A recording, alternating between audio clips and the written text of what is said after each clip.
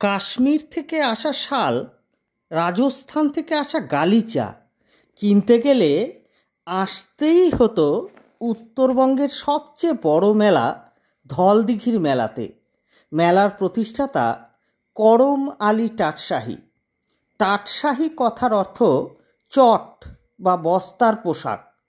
এই সিদ্ধ পুরুষ পীর বাবা কিন্তু সত্যি সত্যি চট বা বস্তার পোশাক পরে থাকতেন, তাই তার এমন নাম। এটি ছিল উত্তরবঙ্গের সর্ববৃহৎ মেলা।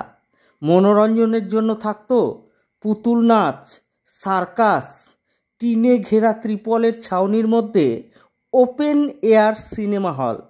মেলা উপলক্ষে অস্থায়ী পুলিশ ফাঁড়ি বসে যেত ধলদিঘিতে। দূর দূরান্ত থেকে মানুষজন পায়ে হেঁটে কিংবা গরুর গাড়িতে চেপে সকালে মেলায় পৌঁছাতেন। সারাদিন মেলা দেখে আবার সন্ধ্যায় বাড়িতে ফিরতেন।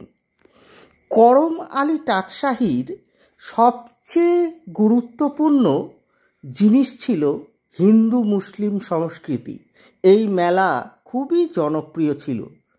তারপর ধীরে ধীরে সব কিছু কেমন যেন পাল্টে গেল। নগরায়নের ধাক্কা এসে লাগতে লাগলো গঙ্গারামপুরেও। অন্যান্য গ্রামীণ মেলাগুলির মতো জৌলুস হারাতে শুরু করলো ধলদিঘির মেলাও। তবে জৌলুস হারালেও আনুষ্ঠানিকভাবে এই মেলা এখনও প্রত্যেক বছর মাঘ মাসের 25 তারিখে হয়ে আসছে। ওই দিন পীর করম আলী টাটশাহীর উরস উৎসব পালিত হয়। দুই দিনাজপুর, মালদা জেলা ছাড়াও বহু দূর দূরান্ত থেকে প্রচুর মানুষ জমায়েত হন।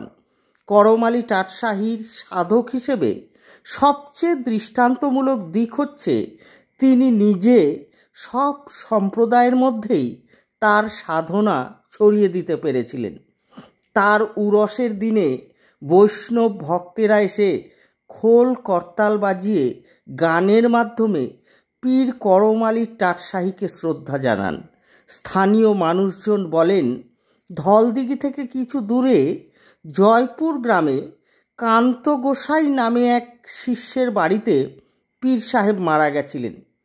তারপর শিষ্যেরা খোল করতাল বাজিয়ে তাকে ধলদিঘিতে নিয়ে আসেন এবং ধলদিঘির দক্ষিণ তীরে তাকে সমাধিস্থ করা হয়।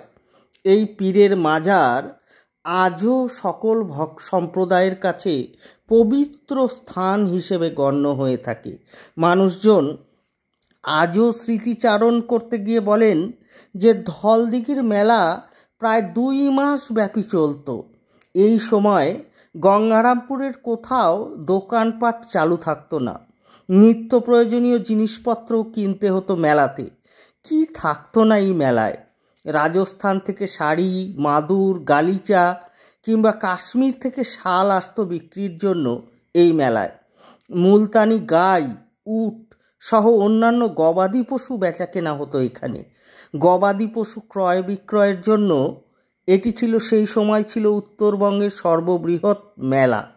তাই আজও যখন ধলদিঘির মেলার কথা প্রবীণ মানুষদের কাছে বলা হয়, তারা অত্যন্ত স্মৃতি মেদুর হয়ে পড়ে।